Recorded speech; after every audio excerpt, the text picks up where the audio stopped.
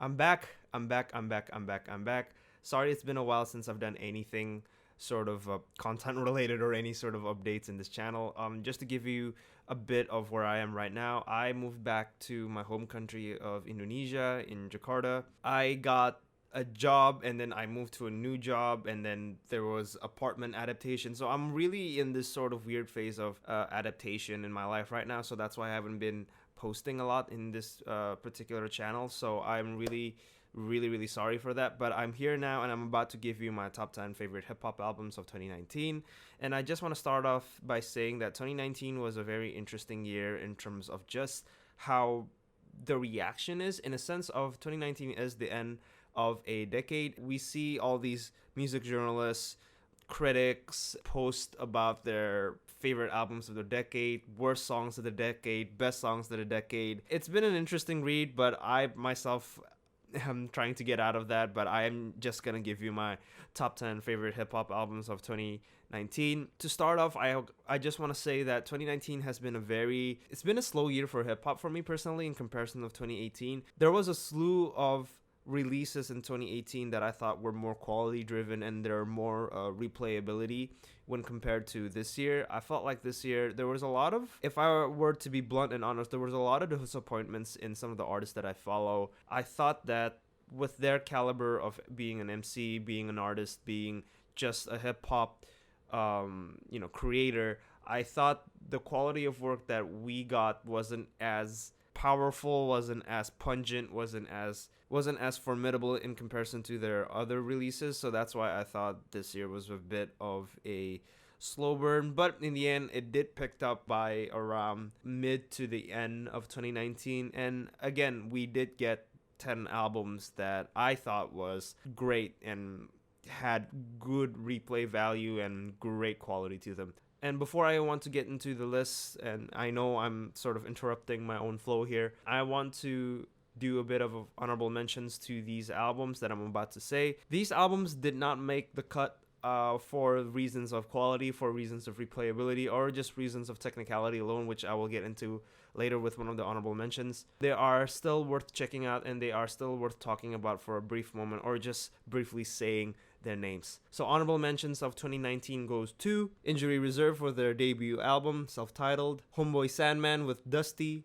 Beast Coast with Escape from New York, G4 Jag, Survivors, and Dessa with Sound the Bells. And I want to get into a bit of details with two of these honorable mentions. One of them is Dessa Sound the Bells. You guys may know Dessa from Doomtree, or you guys may know Dessa from Chime, her 2018 album, which made my number one spot in the top 10 favorite hip-hop albums of 2018 last year. If you like abstract and orchestral hip-hop, this is definitely a good place for you to start. And the reason why I didn't put this album on my list, mainly because is the whole track list is literally her doing an orchestral rendition of her old songs and her new songs as well. Speaking of new songs, she did release a single this year, not an album. Technically this is an album, but not like new material album sort of thing. You really feel Dessa's passion and you really feel the orchestral weight to it, whether it be the crescendos, the booming horns, or just the very silent woodwinds. It's just absolutely gorgeous to listen to, and I do recommend.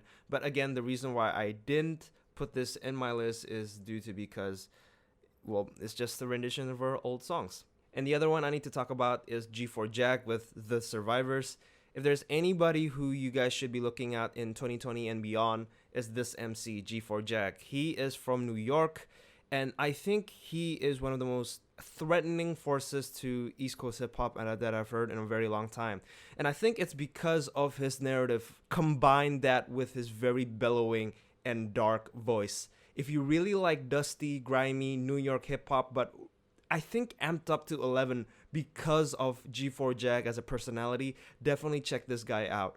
And I'm really curious on how he is going to find his place within this East Coast hip-hop resurgence that we're getting. And I'm really excited to hear him speak. And without further ado, let's get into my top 10 favorite hip-hop albums of 2019. Number 10, I have JPEG Mafia with All My Heroes Are Cornballs. So this was a step up from Veteran in my opinion. I've never really liked Veteran as much as some people did. One of my main problems with that record personally is the inconsistency of harsh and very mellow sounds, as well as, and I think this is my main problem with Veteran, is the sound mixing. I could barely hear Peggy's voice with these drowned out experimental and sample based instrumental that he did in Veteran. Now I understand the whole JPEG Mafia ethos is supposed to be messy, it's supposed to be off kilter, it's supposed to be experimental, but I've really felt like in Veteran I didn't get a feel with that, mainly because of the inconsistent sounds and mainly because of the mixing. And I really felt like in this album he pulled together an album that is cohesive with better sound mixing, to the point that I can actually hear the lyrics, every enunciation, every sort of witty lines, and every sort of, I guess, artistic concepts that he's trying to portray or portrayed here.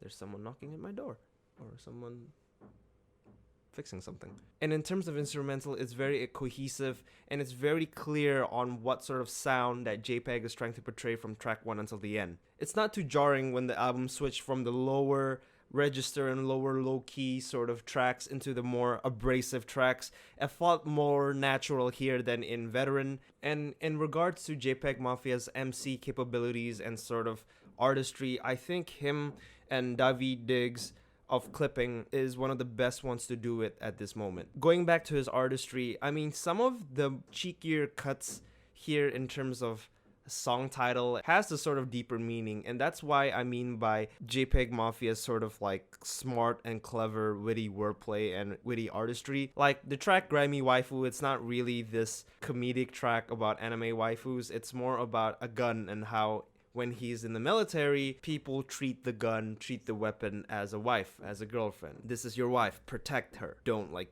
let anything happen to her. His witty wordplay and his comedic nature shines through in all folds in this album. It's young Peggy with no pot to piss in, heartthrob, we pack pistols, we make your heart stop, grab chest, meet God. Number 9, I have Yellow Wolf with Trunk Music 3. I have been ignoring Yellow Wolf for the longest time, and to that I say I'm sorry. I really felt like in Trunk Music 3 he took his gloves off and showed you guys that he could rap his ass off with such multifaceted flows and witty and, I guess, braggadocious lyricism through and through.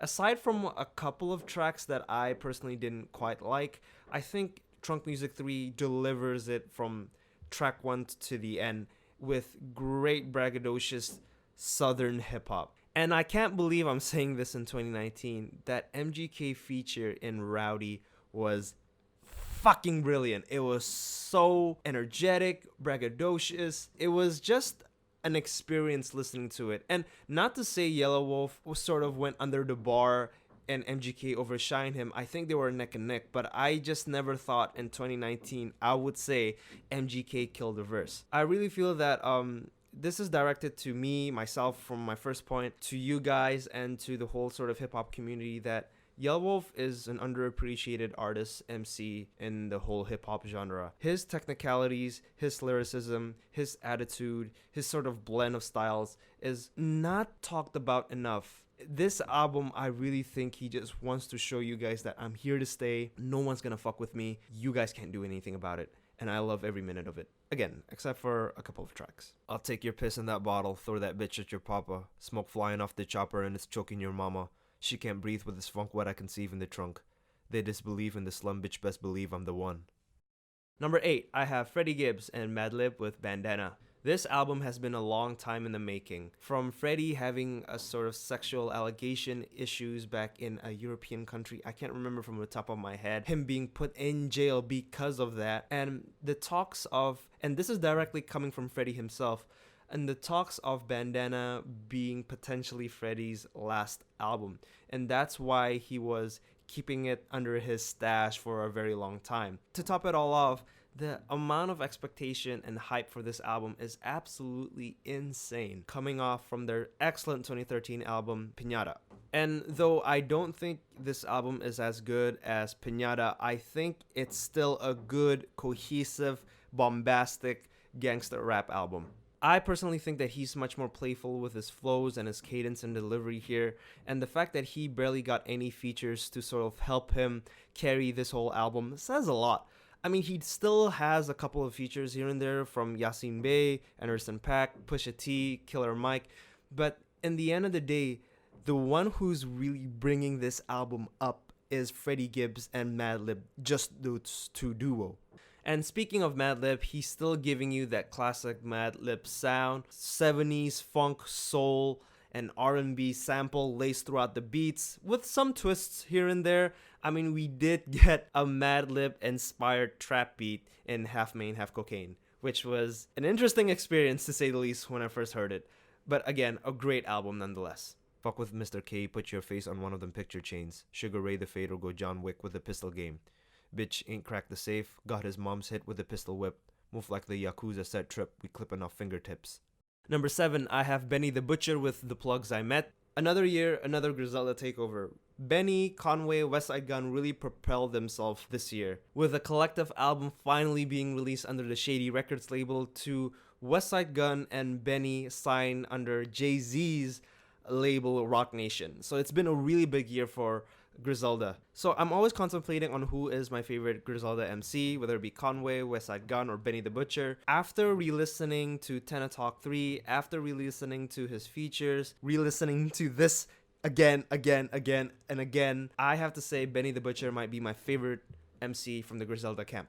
And I think it's because of his braggadocious demeanor, just naturally pours out in every track that he touches, as well as his multi-syllable rhyming scheme that is just so addicting and so fun to listen to. And in this record, I love the fact that Benny brought out the best in the features.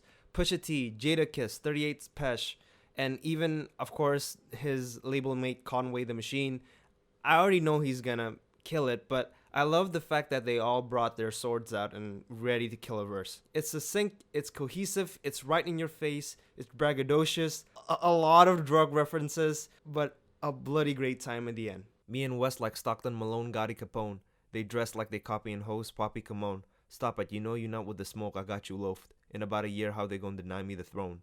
Number 6, I have Little Sims with Gray Area. I am super duper glad that I finally got around and listened to this album after a long delay of just procrastinating. Little Sims, if you guys don't know, is a UK-based rapper that's been making headlines recently. I personally know her from her Gorillaz features on their Humans album, and after listening to her previous songs and this album again multiple times, I really feel like Little Sims is a gem in hip-hop. Her style is between this jazz rap fusion and this sort of alternative style that she blends in so perfectly, and it's just so infectious to listen to. And the title and the cover really sort of encapsulates what this album is all about. Very dark, grim, but still personality driven. In a sense of this sort of gray area that she's trying to paint, it's her gray area, it's her point of view, and I love every minute of it. If you're gonna talk on my namely, say it with your chest. Got my team on deck, taking on all pawns, and my knights got your queen in check, mate. Number 5, I have Chesky with Sad Fat Luck. The folk hip-hop rapper is back with 2 releases in 2019, the other one being San Soleil. I hope I'm pronouncing that correctly. When Broken Bone Ballads came in 2015, I was really curious on Chesky as an artist and as an MC, so after tracking back on his catalog and listening to his old songs, I find myself entranced, I find myself hooked on his very off-kilter folk hip-hop style. Sad Fat Luck is, I think, one of his most visceral albums to date. His emotions, his quiet singings, his commanding rapping voice, even moments where his voice breaks really showcases this sort of wounds, heartbreaks, passion that he's speaking of. And accompanying his very emotional delivery is beautiful, textured, and layered instrumentals. From the horns, from the strings, the guitars, and even like the little details of xylophone notes really adds a sort of layer and a sort of atmosphere to the tracks. This album is, again, one of his most visceral to date, and I stand by that. Never quite fit in with other ones on the teacher's attendance list. In California, when I was 11, they asked me to talk Mexican. Got so sick of explaining, eventually I just said yes. Yes, that's fine. Everything is a test. Everything falls in line, like flat ones on electrocardiographs when we die. Number 4, I have Sadistic with Haunted Gardens. Whenever Sadistic releases an album or a project, I think you know that I'm always on board for it. Because I always know that he's going to give me that very dark, suffocating, entrancing, goth sort of hip hop. And with Haunted Gardens, the most unique element about this is that the tone is very ethereal, very somber.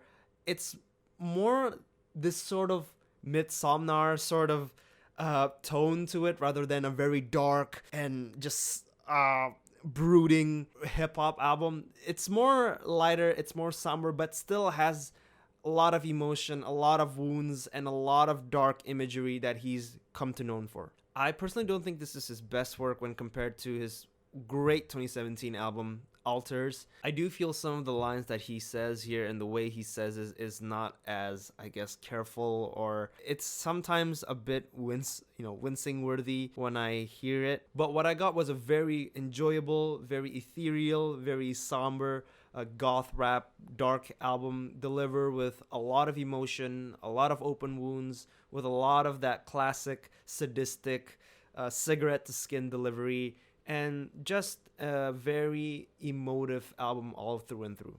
Climb my DNA ladder, find a piece of gray matter. Dr. Jekyll, Mr. Hyde, and seek a piece of pain management. No matter where I go, I know I'll see the same patterns. Every single room's the same. Some just rearranged better. Number 3, I have Rhapsody with Eve. Beautiful, entrancing, powerful experience all through and through. Rhapsody really outdone herself in making a very conceptual female theme rap album.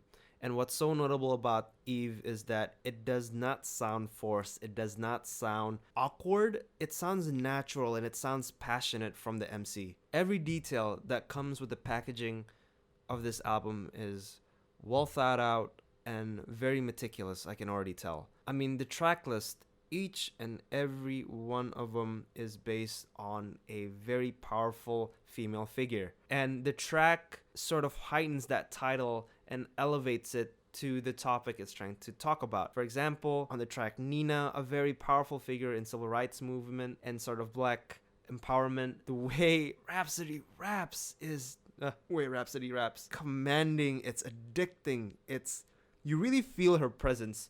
You really feel her aura when you listen to this track. And the meticulous picking of features is gorgeous. It really adds to another level about this album.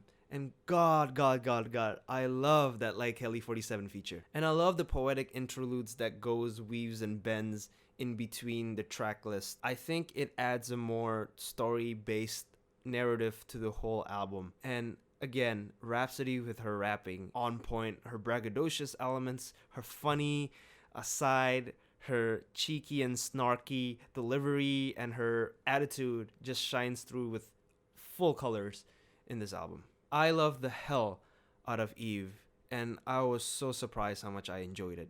I'm just trying to build like I came with some kettle weight. No, I'm a god MC cause I made the devil wait. For I brought hell, you ain't gotta tell me I'm hella great. I don't speak on it nowadays, I just meditate. Y'all can have the bars, I spit hard metal gates. Number 2, I have Brother Ali with Secrets and Escapes. So it's no secret that I am a huge Brother Ali fan, but I'm not gonna lie, it took me a while to gain a sort of favorability for this project. Secrets and Escapes is entirely produced by Evidence of Dilated Peoples and Step Brothers, and Brother Ali and Evidence are label mates from their Rhymesayers, a record label in Minnesota. The reason why it took a long time to gain a sort of favorability to this project is mainly because of the tonality that the producer and MC pulled. I wasn't used to a more darker and melancholic sound from Ali. I'm much more used to him being accompanied by instrumentals that is more livelier and much more vibrant, like in his Ant produced or Jake One produced albums. But after giving it some time and extensive sessions on Rap Genius, I really feel that this is one of his most unique albums to date. And that's saying something when you consider his very extensive catalog. Accompanied by Evidence's production that is eerie and skin-crawling, absolutely addicting to listen to. It's menacing with its sample choices and empowering as well with the vocal samples that Evidence use all throughout this album. It really feels like these two complement each other, and it's more than just an MC and a producer. It really feels like it's just two friends wanting to create an album, and I'm pretty sure they created in a very dark setting with only one light shine on them. Melt the Mona Lisa through a broken speaker, euphoria framing from a frozen fever. Ether, feel it bleeding through the sheets. Lose sleep, loose leaf, you usually read them and weep. Peep my eyes close, scribe the scroll and watch your life unfold. I strike a note, recite them and excite your silent soul. And here we are at number 1. It's pretty easy to tell what album is in number 1 if you know me very well. This album came out early in the year and it has not stopped leaving my rotation. That's already a testament of how good the album is. It's bizarre, it's catchy, it's psychedelic, it's experimental.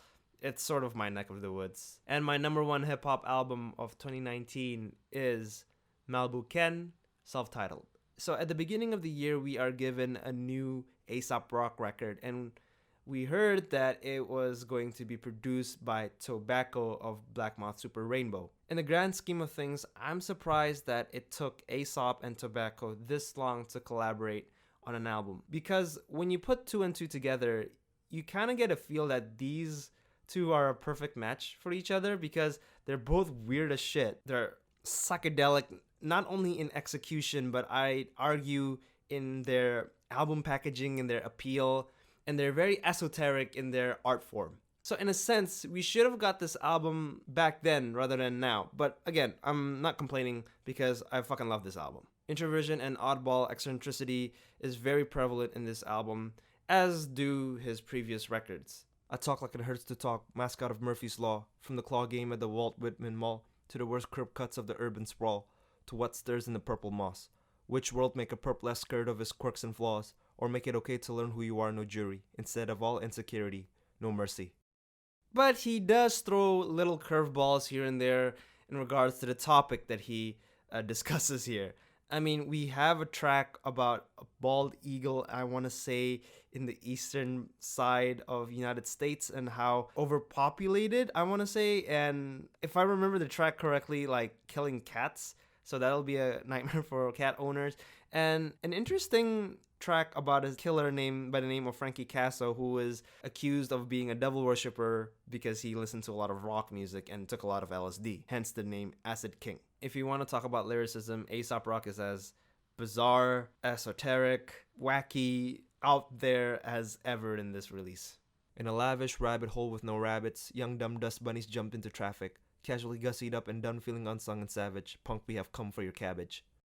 And talking about Tobacco for a minute, his beats are catchy, 8-bit centric, and I have to really give it up to him because he's managed to create hip-hop beats that are both psychedelic in his sort of natural state from his Black Moth Super Rainbow camp and project, and managed to blend hip-hop that doesn't sound awkward or forced or sort of overly pretentious in a sense. It just sounds natural, and that's really hard to do. And let's talk about Ace again and how stylistically consistent and unique he is. This album, in his expansive 20-year discography, is still unique, and the fact that he can manage to pull off time after time after time with every release with a little tweak to his style, but not too far that you question yourself if this is actually an A$AP Rock album.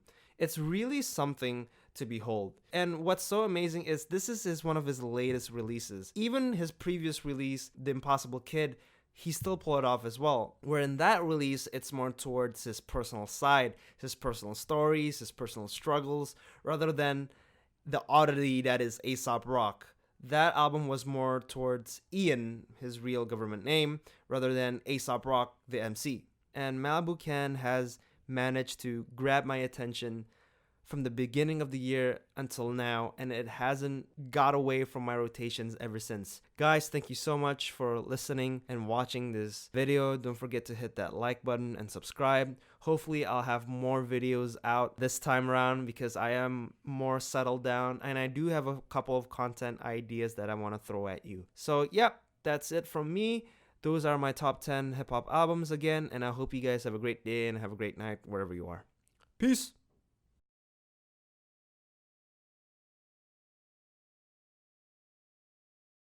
I mean, I know what he could do in